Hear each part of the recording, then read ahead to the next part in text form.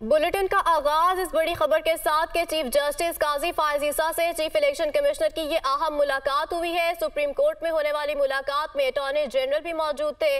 Justice सरदार Tariq Masood, justice Ejazul Ehsan भी मुलाकात में मौजूद थे। आपको बता रहे हैं कि चीफ जस्टिस काजी फायज ईसा से इलेक्शन कमिश्नर की अहम मुलाकात, सुप्रीम कोर्ट में होने वाली मुलाकात में अटॉर्नी जनरल भी शरीक थे। इसी पर बात करने के लिए हसीब मलिक हमारे साथ मौजूद हैं। हसीब, बताइए मुलाकात के हवाले से। देखें, ये चीफ इलेक्शन कमिश्नर की सुप्रीम कोर्ट आमद हुई है और चीफ इलेक्शन कमिश्नर की चीफ जस्टिस से अहम मुलाकात शुरू इस वक्त जारी है और मुलाकात में अटॉर्नी जनरल समेत जस्टिस सरदार तारिक मसूद और जस्टिस एजाजुल एहसन भी मुलाकात में मौजूद हैं। ज़राए के मुताबिक chief election commissioner chief justice की दावत पर सुप्रीम कोर्ट आए हैं और मुलाकात लाहौर हाई कोर्ट के ऑर्डर के बाद पैदा होने वाली जो सूरत हाल है उसके ऊपर ये मुलाकात हो रही है। और ज़राए का ये कहना है कि चीफ जस्टिस ने मुलाकात से पहले 2 सीनियर जजेस से मुलाकात की थी और चीफ जस्टिस ने लाहौर हाई कोर्ट के ऑर्डर पर सीनियर जजेस से मुशावरत की थी और जिसके बाद मुशावरत के बाद जो है चीफ जस्टिस ने अटॉर्नी जनरल और चीफ इलेक्शन कमिश्नर को तलब किया था और तलबी के बाद जो है आमद हुई है चीफ इलेक्शन कमिश्नर की। और इस वक्त जो मुलाकात है वो जारी है जिसके अंदर बेसिक लाहौर हाई कोर्ट के जो फैसला है उसके ऊपर जो है मुशावरत की जा रही है जो कि इलेक्शन से मुतालिक है। और लाहौर हाई कोर्ट के इलेक्शन से मुतालिक जो ऑर्डर आया था उसके बाद जो है ये अहम मुलाकात जो है इस वक्त जारी है क्योंकि अहम मुलाकात इस वक्त जारी है। इस्लामाबाद से हसीब मलिक ने हमें आगाह किया, आपका शुक्रिया। साबिक जज शौकत सिद्दीकी बरतरफी केस में lieutenant general retired Faiz Hamid समेत 4 शख्सियात को नोटिस जारी किए गए। सुप्रीम कोर्ट ने ब्रिगेडियर रिटायर इरफान रामे और साबिक chief justice high court Anwar कासी को नोटिस जारी कर दिया, जबकि साबिक registrar supreme court Arbab Arif को भी नोटिस जारी। फैज हमीद पर डायरेक्ट इल्ज़ाम है, कमर जावेद बाजवा पर बराह रास्त इल्ज़ाम नहीं है। केस की मजीद समाअत मौसम सरमा की तातीलात के बाद होगी। जी बिल्कुल, साबिक जज शौकत सिद्दीकी बरतरफी केस में lieutenant general retired Faiz Hamid समेत 4 शख्सियात को नोटिस जारी कर दिया गया है। सुप्रीम कोर्ट ने ब्रिगेडियर रिटायर इरफान रामे और साबिक chief justice high court Anwar कासी को भी नोटिस जारी कर दिया है, जबकि साबिक registrar supreme court Arbab Arif को भी नोटिस जारी किया गया। फैज हमीद पर डायरेक्ट इल्ज़ाम है, कमर जावेद बाजवा पर बराह रास्त इल्ज़ाम नहीं है। चीफ जस्टिस की जानिब से ये रिमार्क सामने आए।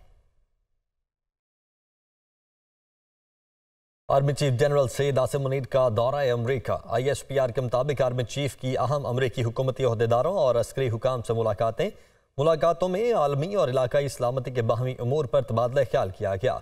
मुश्तरका मफादात के लिए 2 तरफा ताउन की मुमकिना कोशिशें जारी रखने पर भी इत्तेफाक हुआ। दिफाई हुकाम के साथ मुलाकातों के दौरान इंसदाद दहशतगर्दी दिफाई ताउन को बुनियादी अहमियत दी गई।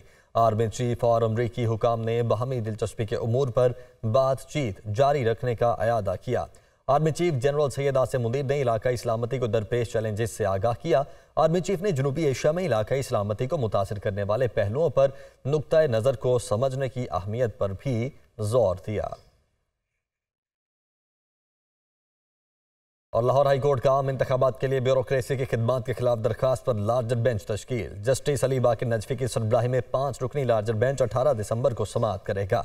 बेंच के दिग्गर अरकान में justice Shahram server Chaudhary, justice सरदार सरफराज डोगर शामिल हैं। जस्टिस सुल्तान तनवीर और जस्टिस जवाद हसन भी बेंच का हिस्सा होंगे।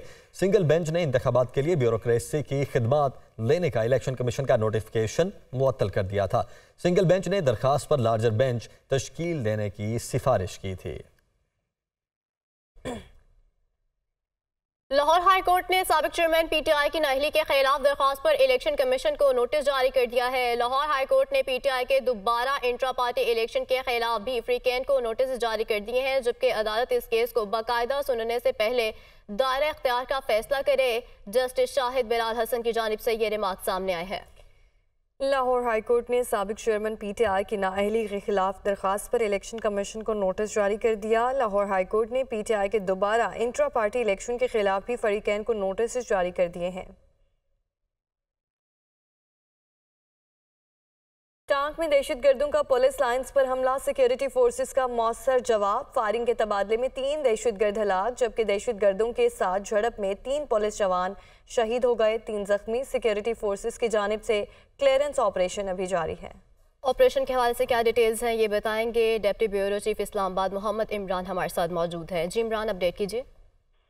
جی بالکل، ٹانگ میں دہشت گردوں کا پولیس لائن پہ انہوں نے حملہ کیا. سیکورٹی فورسز نے انتہائی مؤثر جواب دیا اس کو، اور فائرنگ کے تبادلے میں 3 دہشت گرد جو ہلاک ہوئے اور دہشت گردوں کے ساتھ جھڑپ میں 3 پولیس جوان شہید جبکہ 3 جوان زخمی ہیں. اس وقت علاقے کے اندر جو ہے وہاں پہ کلیئرنس اور اس کے ساتھ ساتھ کارڈن آف آپریشن چل رہے ہیں تاکہ اگر مزید بھی کوئی دہشت گرد علاقے کے اندر موجود ہے تو اس کا خاتمہ کیا جا سکے.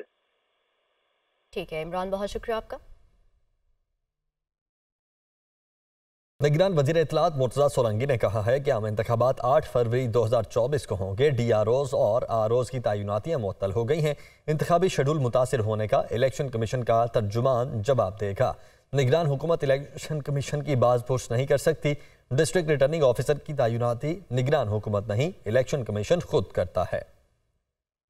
نگران وزیر اعظم انوار الحق کاکڑ طلباء سے گفتگو کر رہے ہیں. جو صوبوں کے پاس اختیار چلا گیا تھا، اس کے بعد یونیورسٹی کی مالی جو حالات ہیں وہ بہت کمزور ہو چکے ہیں.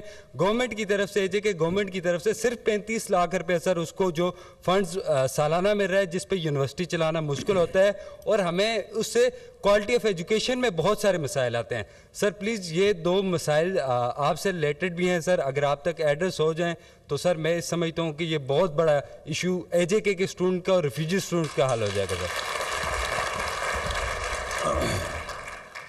ایبسولوٹ اگریمنٹ میں ہوں آپ کے ساتھ. میں جہاں جہاں جا رہا ہوں بلوچستان میں یونیورسٹیز کی یہی گوناگو صورتحال ہے. کشمیر میں آپ بتا رہے ہیں، سندھ میں یہی مسئلہ درپیش ہے.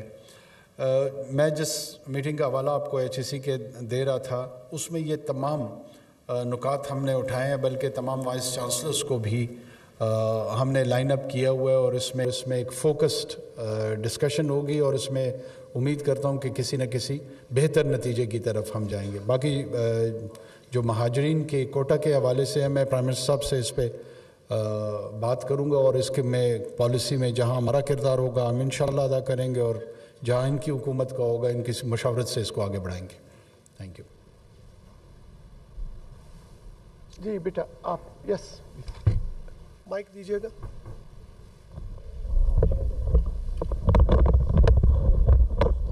السلام علیکم سر. میرا نام ہنا منور ہے اور میں فائنل ایئر MBBS کی اسٹوڈنٹ ہوں اور AJ کے میڈیکل کالج سے.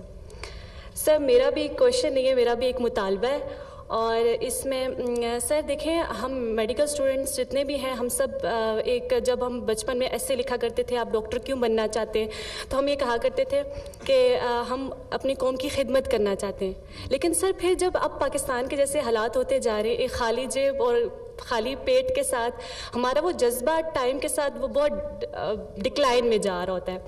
تو سر اس لیے میں تھوڑا ہماری مطلب یہ بہت بکش بات تو نہیں ہوگی لیکن میں یہ چاہتی ہوں کہ اب جو بچے، اب آپ نے اس چیز کو کہا کہ منفی نہیں ہے کہ آپ جب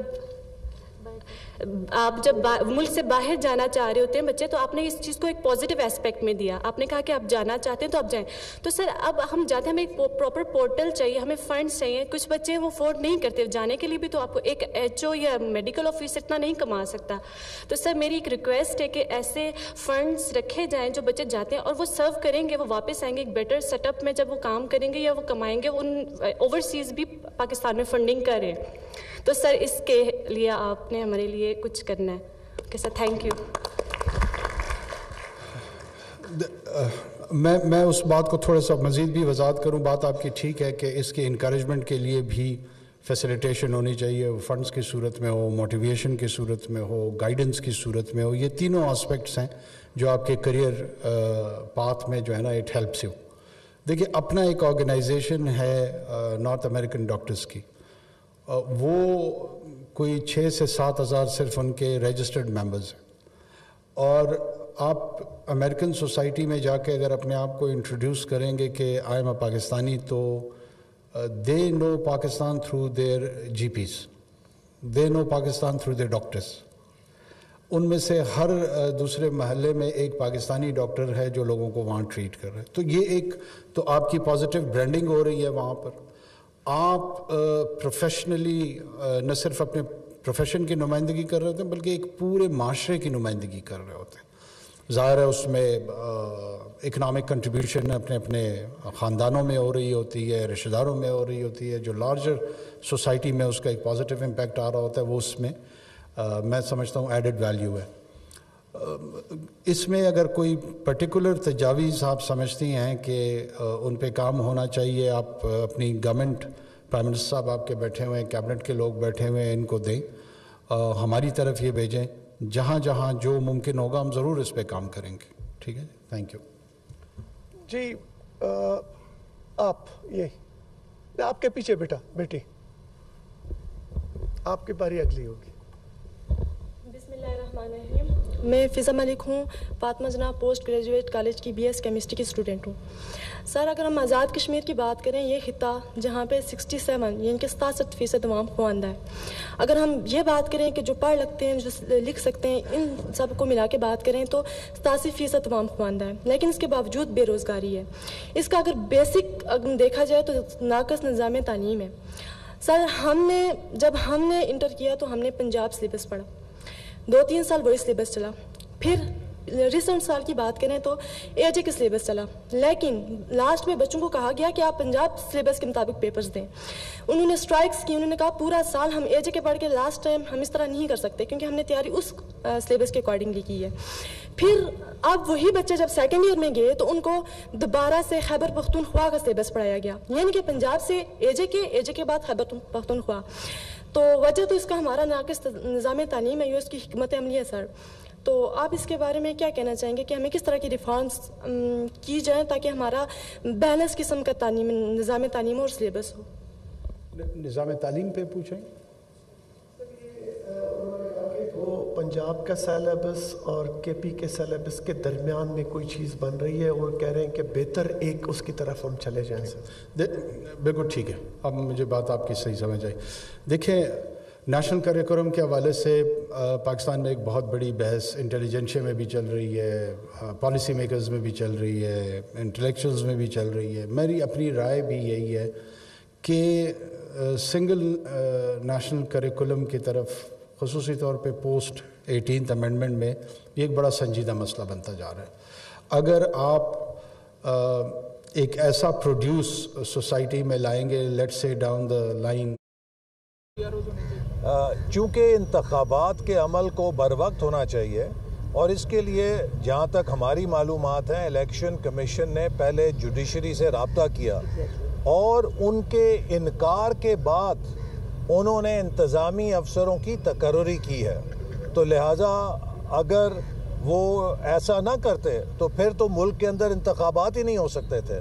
اور ماضی میں بھی جو انتظامی افسران ہیں وہ انتخابی ڈیوٹیز سر انجام دیتے رہے ہیں۔ یہ پہلی دفعہ نہیں ہو رہا کہ کسی الیکشن میں انتظامی افسران کی ڈیوٹیاں لگائی گئی ہیں۔ ہم نے اس سے پہلے کئی ضمنی الیکشنز میں دیکھا ہے کہ انتظامی افسروں کو returning officer, district returning officer لگایا گیا اور خود PTI کے دور میں ہوا، لیکن اس وقت تو PTI نے کبھی اس پر اعتراض نہیں کیا تھا۔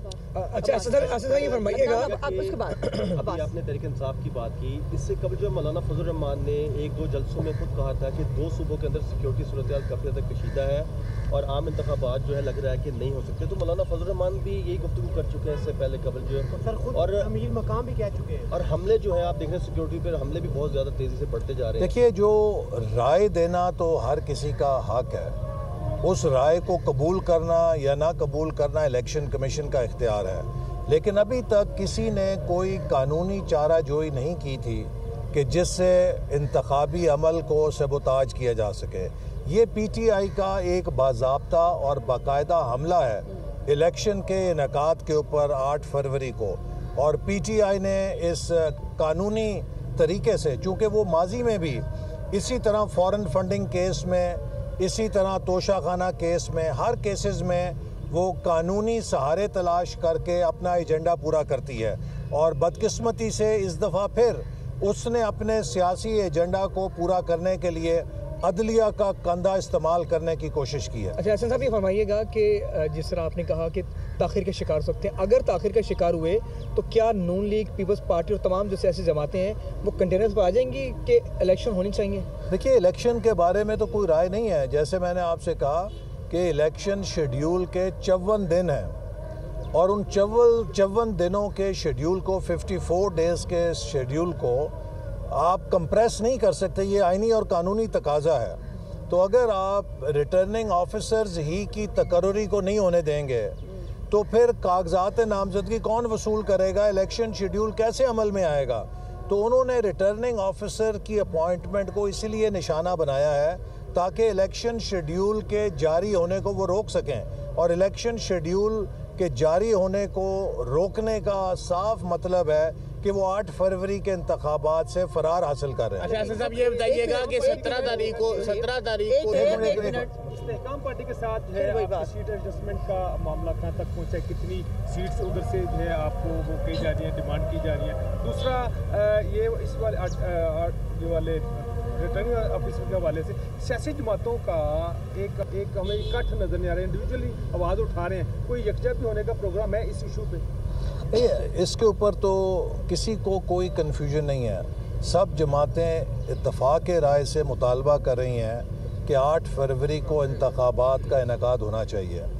पीटीआई वो पहली जमात है कि जिसने एक ख़ुदकुश हमला किया है इंतखाबी शेड्यूल के ऊपर और इलेक्शन के अमल के ऊपर, तो लिहाजा इसकी हम मज़म्मत करते हैं। और जैसे मैंने कहा कि हम उम्मीद करते हैं कि चीफ़ इलेक्शन कमिश्नर और चीफ़ जस्टिस सुप्रीम कोर्ट इसका नोटिस लेंगे और ऐसा लाहेअमल निकालेंगे जिससे बरवक्त इंतखाबात हो सकें।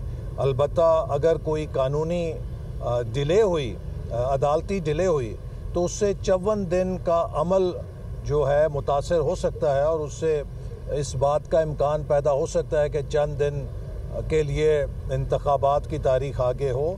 लेकिन मैं उम्मीद करता हूं कि इसका जल्द अज जल्द कोई हल निकल जाएगा, और हम तो यही मुतालबा करते हैं और उम्मीद रखते हैं कि 8 फरवरी को बरवक्त मुल्क के अंदर इंतखाबात होंगे। ऐसे साहब ये बताइएगा कि पाकिस्तान जो आपने सीट